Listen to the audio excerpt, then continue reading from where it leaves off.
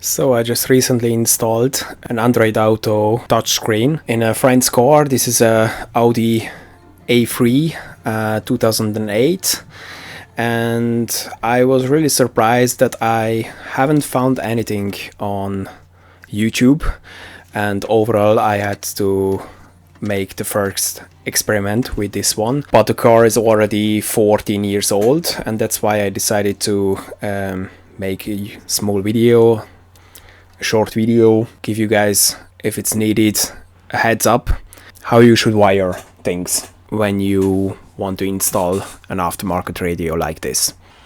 The first thing we have to take a look is this quad lock connector.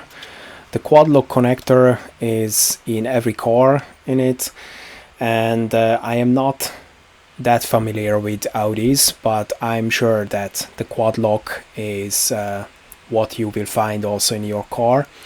And after that you will get hopefully from the box where you find the audio screen, the Android screen, you will have the converter cable between the screen and your quad lock cable in your car. The first thing you have to take a look that from this quad lock cable, almost every Android Apple CarPlay screen will have a converter cable like this one, which has two other ends into the screen. Normally it doesn't matter what you wanna build in your car. Every component, it's a dash cam, it's an aftermarket parking sensor, or this screen, have to have a fixed 12 volt from the battery and another one from the accessory mode. So one is switched and one is the fixed 12 volt from the battery. And what you can see on this screenshot, that surprisingly from the car comes two cables, both of them from the battery, fixed 12 volts, both cables. And I have to have one, like I just said, from the accessory mode when I turn the car on. So I got, later on you will see in the video, I got one cable and then I just made a connection from the fuse box, and I found a fuse where I can get my switched 12 volt, but I will show you later on. But this is the first thing what you have to know and what you have to measure with a multimeter. What you can see in the photo on this screenshot, the red cable is the switched 12 volt, the negative is the black one, and the yellow is the fixed 12 volt. The orange one, I don't know, but this one has no electricity in it.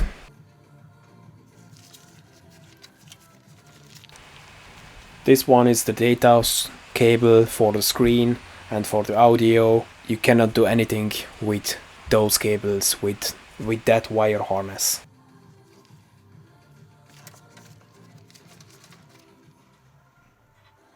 The clips are different on the top, so you cannot mistake it. So it will look like this. It's basically two quad locks in your car. This is under the steering wheel, and this is the microphone cable. This under the screen comes with a microphone, and there you have a perfect place to run the cables through. And there you can see I just screwed down the negative cable right next to the Android screen, nothing special. And this red cable, this is actually the red cable what I had to solder to the original cable and then run through under the steering wheel and put it into the fuse box. It's actually tap into the fuse box. I think it's not the best design, that as you can see every other slots in the fuse box are empty, and in those slots there is no electricity. So they not just left the slots empty, but you have no chance to wire something in your car into the fuse box like safely. And that's why I found only one. This is an S-line Audi A3, but I found only one which is switched with the key in your car in accessory mode. This is for the wipers, and normally you should go something like this, like the wiper blade or the washer system or something like this, not the airbag, not the I don't know, the injection system or something important what needs to run your car perfectly. Because if the wiper blades for example the underage screen goes bad and the fuse will flew out, then it's not a big deal if you have no wiper blades for a moment or maybe for your trip, and after that you can replace the fuse and recheck what is the problem with your Android screen and so on. Those few steps what you see right on this photo you can buy on AliExpress or eBay and so on, and this is really a safe way to tap into the fuse box.